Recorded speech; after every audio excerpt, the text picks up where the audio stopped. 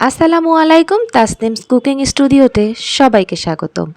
আজকে আপনাদের সঙ্গে খুবই মজার একটা ডেজার্ট রেসিপি শেয়ার করব। এই রেসিপিটা হয়তো আপনারা অনেকেই ট্রাই করেছেন, বাট আজকে আমি কিভাবে টেকনিক সহকারে রেসিপিটা ফলো করি সেটাই আজকে আপনাদের দেখাবো। টেকনিক বলছি এই জন্য যে অনেকেরই এই রেসিপিটা একদম খেতে আমার কাছে ভালো লাগে না, আর অনেকের রেসিপি দেখেছি আমি ভীষণ মজা লাগে।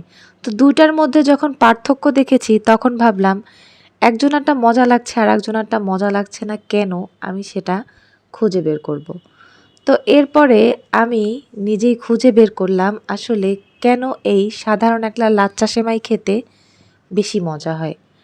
তো আমি সেই টেকনিকটাই আজকে আপনাদের সঙ্গে মানে শেয়ার করব। তো আমি এখানে একটা পাতিলের মধ্যে দুধ দিয়ে দিয়েছি। আমি এখানে গরুর দুধ ইউজ করেছি। আপনারা চাইলে যে কোনো লিকুইড দুধ কিংবা গুঁড়ো দুধটাকেও লিকুইড বানিয়ে ইউজ করতে পারেন। তারপর আমি চিনি দিয়েছি আর একটু সামান্য পরিমাণে লবণ অ্যাড করেছি। মিষ্টি জিনিসে একটু লবণ অ্যাড করে দেখবেন, আপনার মিষ্টিটাকে ব্যালেন্স করবে এবং খেতে আরও বেশি মজা লাগবে। এরপরে আমি 3টা দারচিনি দিয়ে দিয়েছি, এলাচ দিয়ে দিয়েছি। এই তো এরপরে এখন আমি দিয়ে দিব দারচিনিও আমি এরকম 3-4 টুকরা দিয়ে দিলাম। এরপরে আমি দুধটাকে অনেকক্ষণ সময় ধরে জাল করব। দুধটাকে একটু ধৈর্য ধরে জাল করতে হবে। তো এক পাশের চুলায় আমার দুধটা জাল হচ্ছে আর অন্যদিকে আমি এখন আমার অন্য যে কাজগুলো সেটা করে নিব। তো 1 টেবিল চামচ এখানে আমি ঘি দিয়ে দিয়েছি। তো ঘিটা একটু গরম হয়ে আসা পর্যন্ত আমি এখন অপেক্ষা করব। তো ঘিটা মোটামুটি গরম হয়ে গেছে। এখন আমি এখানে কিছু কাজু বাদাম কেটে রেখেছিলাম আর কিছু কিশমিশ। আমার বাসায় এই বাদামটা বাচ্চারা অনেক পছন্দ করে, ইভেন আমিও। যার জন্য আমি আজকে এই কাজু বাদামটা দিয়েই এই ডেজার্টটা রান্না করব। আর সাথে আমি কিছু কিশমিশ নিয়ে নিলাম। কিশমিশ আর বাদাম অনেকেই আপনারা এমনিতেই উপরে ডেকোরেশনের জন্য দিয়ে দেন, কিন্তু এভাবে ঘিয়ের মধ্যে ভেজে তারপরে অ্যাড করে দেখবেন খেতে কিন্তু একটা অন্যরকম টেস্ট হয়। আমি দুইভাবেই খেয়ে দেখেছি, কিন্তু আমার কাছে এই আইডিয়াটা বেস্ট লেগেছে। এভাবে রান্না করলে আমার কাছে বেশি মজা লাগে। ইভেন আমার বাসায় যত মেহমান এসেছে তারাও বলেছে যে এইভাবে রান্না করলে বেশি মজা হয়। তো দেখতেই পাচ্ছেন যে কিশমিশগুলো একদম ফুলে গোল গোল হয়ে গেছে। তো এই পর্যায়ে কিন্তু আমি এখন তুলে ফেলবো, না হলে কিশমিশের এই সুন্দর ব্রাউনিশ কালারটা কিন্তু আর থাকবে না, দাগ লেগে যাবে। তো আমার বাদাম কিশমিশ অলরেডি কিন্তু ভাজা হয়ে গেছে। আমি এখন তুলে ফেলছি। এগুলো দিয়ে আমি সেমাইয়ের উপরে ডেকোরেশন করব। চাইলে আপনারা ভিতরে মিশিয়েও দিতে পারেন, কিন্তু আমি যদি উপর থেকে ডেকোরেশন করি দেখতে একটু ভালো লাগবে। এরপরে আমি আরও 1 চামচ ঘি দিয়ে দিয়েছি। আর এরপরে আমি এখন এই যে 1 প্যাকেট লাচ্চা সেমাই নিয়ে নিয়েছি। এটা ছিল বনফুলের একটা লাচ্চা সেমাই। তো আমি এখন পুরো প্যাকেটটাই এই ঘিয়ের মধ্যে ঢেলে দিব। তো অনেকেই আমি দেখেছি লাচ্চা সেমাই মানে ঘিয়ে ভাজে না। তারা মনে করে যে এটা তো অলরেডি বা ঘি দিয়ে মানে ঘি দেওয়াই থাকে বা ডালডা দিয়ে এটা বানানো হয়, তো তারপর আবার কেন ভাজতে হবে। তো এইটাই বলতেছি যে অনেকের লাচ্চা সেমাই প্রথমেই বলেছি মজা হয়, আবার অনেকেরটা মজা হয় না। এইটাই হচ্ছে কারণ।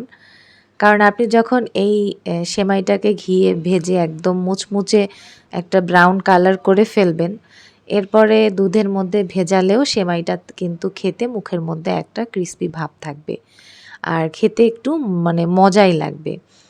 আর অনেকের লাচ্ছা সেমাই একদম গলে যায়, একদম মানে ভর্তা, ভর্তা হয়ে যায়। এইটাই হচ্ছে তার একটা কারণ। আরও একটা কারণ আছে, বলছি ওয়েট। সেটা হচ্ছে এই যে দুধটা কিন্তু আমার এখন একদম হয়ে গেছে। আমি যতটুকু পরিমাণে ঘনত্ব চেয়েছি। তো এখন আমি এটাকে একটা বাটিতে ঢেলে নিব। বাটিতে ঢেলে আমি একটা চামচ দিয়ে কিন্তু এটাকে ঠান্ডা করে নিব।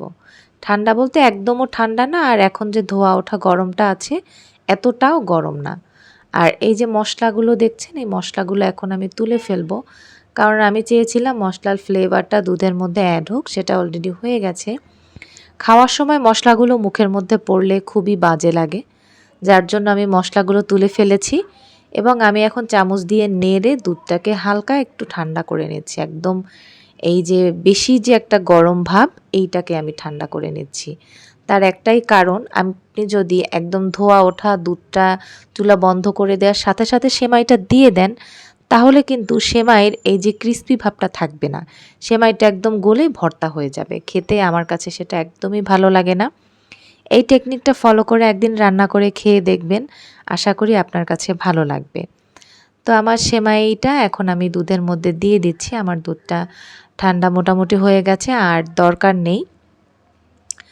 তো এইবার দুধের মধ্যে এটা দেওয়ার পরে বেশি না 2 মিনিট ওয়েট করলেই একদম সেমাইটা দুধের সঙ্গে গায়ে গায়ে লেগে যাবে। এই তো আমি এখন একটু নেড়ে দিচ্ছি।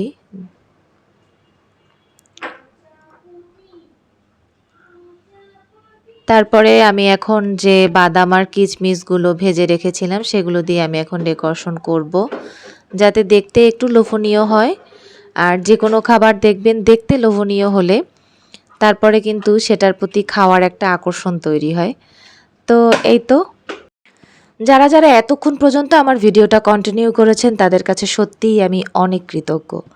তবে একটা অনুরোধ থাকবে, অবশ্যই একটা লাইক দিয়ে কমেন্ট করে জানাবেন আমার ভিডিওটা কেমন লেগেছে।